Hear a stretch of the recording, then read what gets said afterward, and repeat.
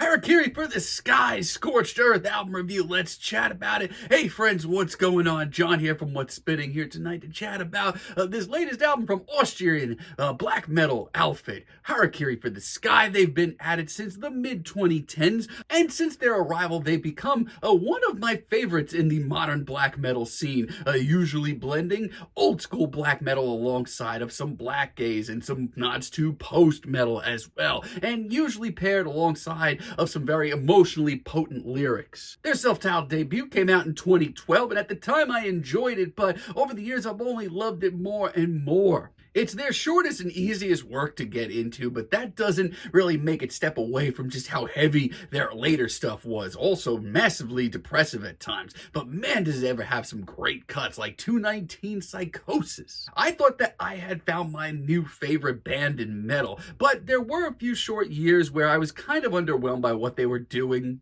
Like the Aokigahara album that followed it up. I know a lot of people really love this thing, but I've never really been that into it. I just kind of thought it was middle-of-the-road modern black metal. The pieces are all on this record, but man, it just doesn't have that gutting blow that some of their best work does. However, they did really kick things into overdrive with their next album, Trauma Part 3. I mean, I only enjoyed this album casually when it came out, but now I am very, very into it. And at the time, this to date was their most impassioned and big-sounding record. 2018's Arson, I did love it when it first came out. I gave it a strong 7 back when I was still doing written reviews back in the day. But this was all leading up to their last record, the MÆRE record. I mean, this thing, it's pretty freaking unbelievable. It's one of my favorite metal records of the last decade. And yeah, it's a little lengthy, a little tough to stomach at points. It is almost an hour and a half in length, but it is also one of the most crushing and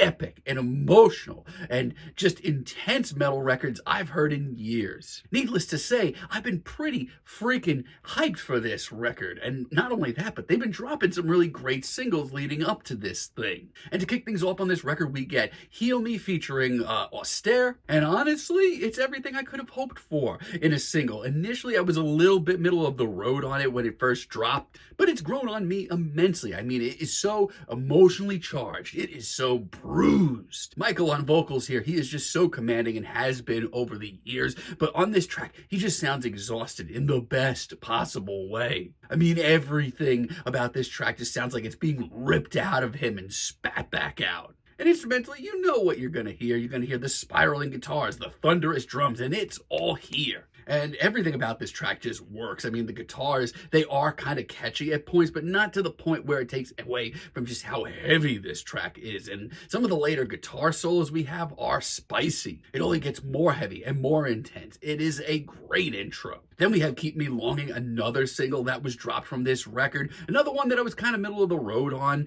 at first, but yeah, it's once again grown on me quite a bit, especially with the drama of this track. I mean, Harakiri for the Sky, since day one, have brought a sense of drama and a cinematic edge to the world of modern black metal, and this track is no different. The piano intro here does really build up that cinematic edge, but it's also really beautiful. And if I haven't mentioned already, this record, it's a long one. It's over an hour, and this track is the longest cut here. Now, I do want to point out early on, compared to their last album, MÆRE, this album overall is not as heavy, and that's not a bad thing. I didn't really expect it to be, but that doesn't take away from just how brutal this record does still get. Then we have Without You, I'm Just a Sad Song, another really great track. Hell of a deep cut, one of my favorites. By this point, things are only taking more and more of a turn for the melodramatic. But man, does this track ever take off. It's actually one of the most instantaneous and forward-facing cuts you're going to hear on this record. This one really does seem like my bread and butter when it comes to Harakiri's for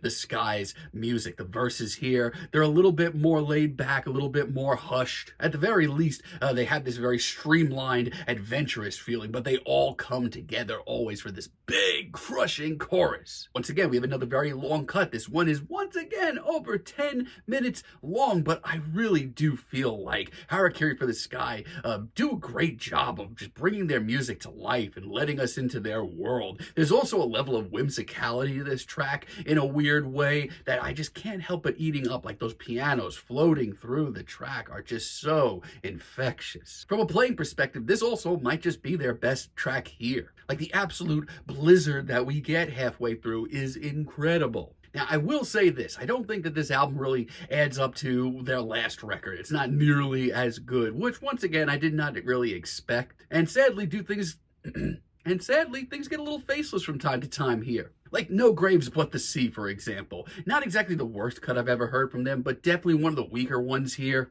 And listen, emotion has always been the very backbone to Harakiri for the Sky's music. But for one, I feel like this track's almost just a little too sappy for me. It's one of the first times that I felt like the band has maybe focused a little bit too much on that.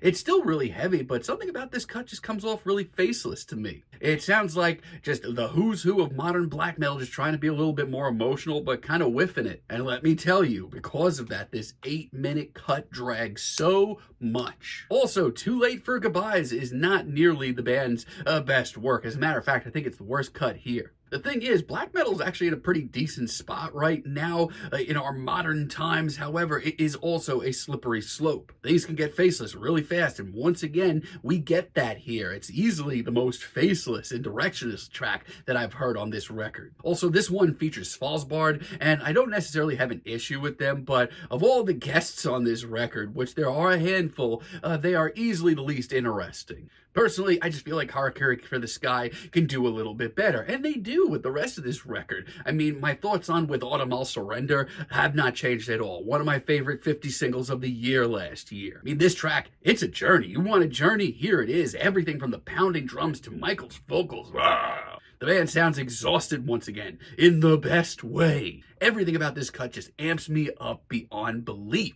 It makes me just, I don't know, want to drop everything that I'm doing and go and play some Resident Evil 8 and pump this loud. It's thrilling in every way, and it has a sense of mystique and storytelling in metal that most bands wish that they had. I Was Just Another Promise That You Couldn't Keep is another really great deep cut that we get late in the record. If you want a more direct cut from Harakiri for the Sky, here it is. This riff just straight up slaps you in the face right from the word go. It's pissed off, it's a little agitated. Of all the cuts here, this has the most teeth to it. But it's also got that sense of adventure, that cinematic edge, that human emotion. I also really love the nods to post-metal during the verses, really classy. It's one of the most pummeling cuts here, and it's tracks like this from Harakiri for the Sky that I just get lost in. And this record ends off with something I did not expect, and that would be a full-on, full-blown cover of Radiohead's Street Spirit Fade Out. I mean, God, they chose a hell of a cut to cover from Radiohead. It's one of my favorite Radiohead tracks, and they knock it out of the goddamn park with this. They really do approach this track in a great way, focusing on the more atmospheric side of their music. The vocals throughout this cut, honestly, they're so good that they give me the chills. I got the chills just listening to this track this morning. It's just melodic enough, but it still does have that big, epic sound to it. It's a hell of a finale, just a really great cover all around. For the most part, Harakiri for the Sky are sounding right where they ought to be. I don't think it's as heavy or as memorable or as crushing as their last release, but that's okay. That's totally fine because most of the material that we get here shows them going in the right direction. The Radiohead cover, the With Autumn I'll Surrender single, everything is really good in their world right now.